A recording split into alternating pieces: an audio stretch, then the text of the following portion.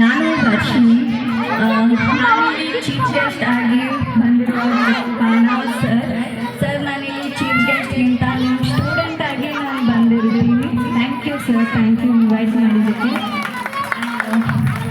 ಮೊದಲನೇದಾಗಿ ಎಲ್ಲರಿಗೂ 80ನೇ ಸ್ವಾತಂತ್ರ್ಯ ದಿನದ ಹಾರ್ದಿಕ ಶುಭಾಶಯಗಳು.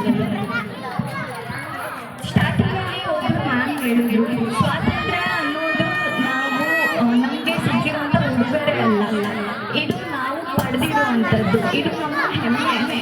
ಈ ಸ್ವಾತಂತ್ರ್ಯದ ಹಿಂದೆ ಹಲವಾರು ಜನರ ಬಲಿದಾನ ಇದೆ, ಹಲವಾರು ಜನರ ಶ್ರಮ ಇದೆ, ಹಲವಾರು ಜನರು ಸೇರಿ ಒಗ್ಗಟ್ಟಾಗಿ ಹೋರಾಡಿ ನಮಗೆ ಇಂದು ಈ ಸ್ವಾತಂತ್ರ್ಯವನ್ನು ತಂದುಕೊಟ್ಟಿದ್ದಾರೆ. ಈ ಸ್ವಾತಂತ್ರ್ಯವನ್ನು ನಾವು ದುರುಪಯೋಗಪಡಿಸಿಕೊಳ್ಬಾರ್ದು.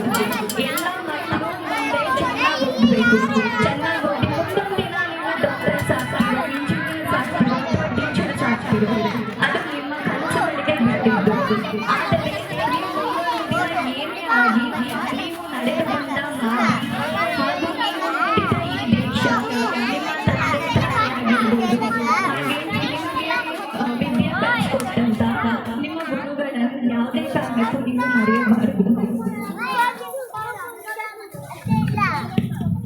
ಡಾಕ್ಟರ್ ರಾಜ್ಕುಮಾರ್ ಅವರು ಒಂದು ಮಾತು ಹೇಳಿದ್ದಾರೆ, ನಿಮ್ಗೆಲ್ಲರಿಗೂ ನೆನಪಿರ್ಬೋದು. ಏನ್ ಹೇಳಿದ್ದಾರೆ? ಬಾಳಿನ ಬೆನ್ನು ಹತ್ತಿ ನೂರಾರು ಸುತ್ತಿ ಏನೇನು ಕಂಡ ಮೇಲು ನಮ್ಮೂರೇ ನಮಗೆ ಮೇಲು. ಎಷ್ಟು ನಿಜ ಅಲ್ವಾ ಈ ಮಾತು?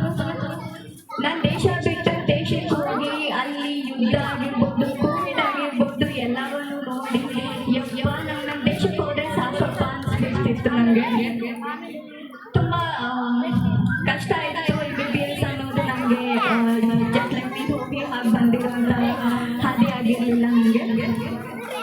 ನಾನು ಹೋಗಿದ್ದ ತಿಂಗಳಿಗೆ ಪಾಸಿಟಿವ್ ಆದೆ, ಕೋವಿಡ್ ಪಾಸಿಟಿವ್ ಆಗಿ ಮತ್ತೆ ನಾನು ಬಂದು ಮತ್ತೆ ಹೋದೆ. ನಾನು ಮತ್ತೆ ಹೋಗಿ 6-7 ಮಂತ್ಸ್ಗೆಲ್ಲ ಮತ್ತೆ ಯುದ್ಧ ಸ್ಟಾರ್ಟ್ ಆಯಿತು. ಲಕ್ಕಿಲಿ ಯುದ್ಧ ಸ್ಟಾರ್ಟ್ ಆಗೋ ಇನ್ 1 ಡೇ ಇದೆ, ಹಿಂದಿನ ದಿನ ನಾನು ಇಂಡಿಯಾನಲ್ಲಿದ್ದೆ.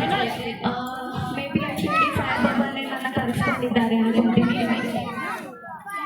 ಸೊ ಮತ್ತೆ ನಾನು ನನಗೆ ಟ್ರಾನ್ಸ್ಫರ್ ತಗೊಳ್ಳೋದು ಅಷ್ಟು ಇಷ್ಟ ಇರಲಿಲ್ಲ. ಸೊ ಹಾಗಾಗಿ ನಾನು ಮತ್ತೆ ಯುಕ್ರೇನ್ಗೆ ಹೋಗಿದ್ದೆ. ಆ ಒಂದು ಯುದ್ಧ ಇದ್ರೂ ಸಹ ನಾನು ಹೋಗಿದ್ದೆ, ಮತ್ತೆ ಯುಕ್ರೇನ್ಗೆ ಹೋಗಿದ್ದೆ.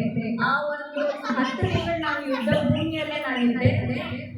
ಅದು ನಿಜವಾಗ್ಲೂ ಕಷ್ಟ ಆಯಿತು ಆ್ಯಕ್ಚುಲಿ ನನಗೆ. ಬಟ್ ಅಷ್ಟು ಕಷ್ಟ ಇರಲಿಲ್ಲ, ಚೆನ್ನಾಗಿತ್ತು. ಆ್ಯಂಡ್ ಅಲ್ಲಿಂದ ನಾನು ಜಾರ್ಜಿಯಾಗೆ ಟ್ರಾನ್ಸ್ಫರ್ ತಗೊಂಡೆ. ನಾನು ಟ್ರಾನ್ಸ್ಫರ್ ತಗೊಂಡಿದ್ದು ಒಂದೇ ಒಂದು ಕಾರಣ, ನ್ಯೂಕ್ಲಿಯರ್ ಅಟ್ಯಾಕ್ ಅನ್ನೋ ಒಂದು ಭಯ. ನ್ಯೂಕ್ಲಿಯರ್ ಅಟ್ಯಾಕ್ ಮಾಡ್ತೀವಿ ಅಂತ ಯಾವಾಗ ರಷ್ಯಾದವ್ರು ಹೇಳ್ತಾರೆ. ಸೊ ಆ ಒಂದೇ ಒಂದು ಭಯದಿಂದ ನಾನು ಯುಕ್ರೇನ್ ಬಿಟ್ಟು ಜಾರ್ಜಿಯಾ ಹೋಗೋಣ ಅಂತ ಡಿಸೈಡ್ ಆಗಿ ಜಾರ್ಜಿಯಾಗೆ ನಾನು ಟ್ರಾನ್ಸ್ಫರ್ ತಗೊಂಡಿದ್ದೀನಿ. ಬಟ್ ಈ ಒಂದು ಟ್ರಾನ್ಸ್ಫರ್ ಪ್ರಾಸೆಸ್ ಆಗಿರ್ಬೋದು ಅಥವಾ ಯುದ್ಧ ಟೈಮಲ್ಲಿ ನಾನು 1 ವರ್ಷ ಮನೆಯಲ್ಲಿದ್ದೆ, ಆನ್ಲೈನ್ ಕ್ಲಾಸಸ್ ತಗೊಳ್ತಾ ಇದ್ದೆ. ಆವಾಗ ತುಂಬ ಕಷ್ಟ ಆಗಿದೆ. ಯಾಕಂದರೆ ರಿಲೇಟಿವ್ಸ್ ಆಗಿರ್ಬೋದು ಎಲ್ಲರೂ ಹೇಳ್ತಿದ್ದು ಯಾಕೆ ಅಷ್ಟಿಲ್ಲ ಅಂತ. ನಾನು 1 ಸ್ಟೆಪ್ ಹಿಂದೆ ಇದ್ದೆ ನನ್ನ MBBS ಆಗಿರೋದಕ್ಕೆ.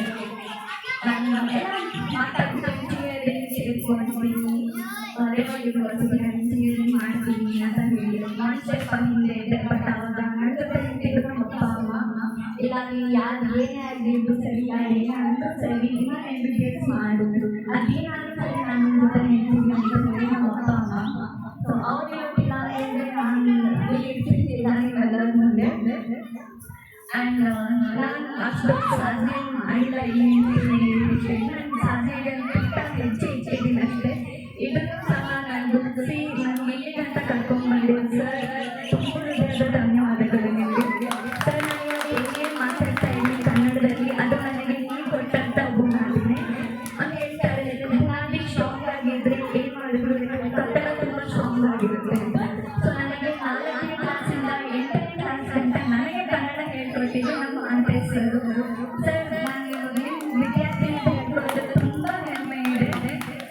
ಮುಂದೆ ಏನಾದರೂ ಸರಿ ನಾನು ನಿಮ್ಮ ವಿದ್ಯಾರ್ಥಿನಿ ಆಗಿರ್ತೀನಿ. And I will make you more proud sir. Thank you.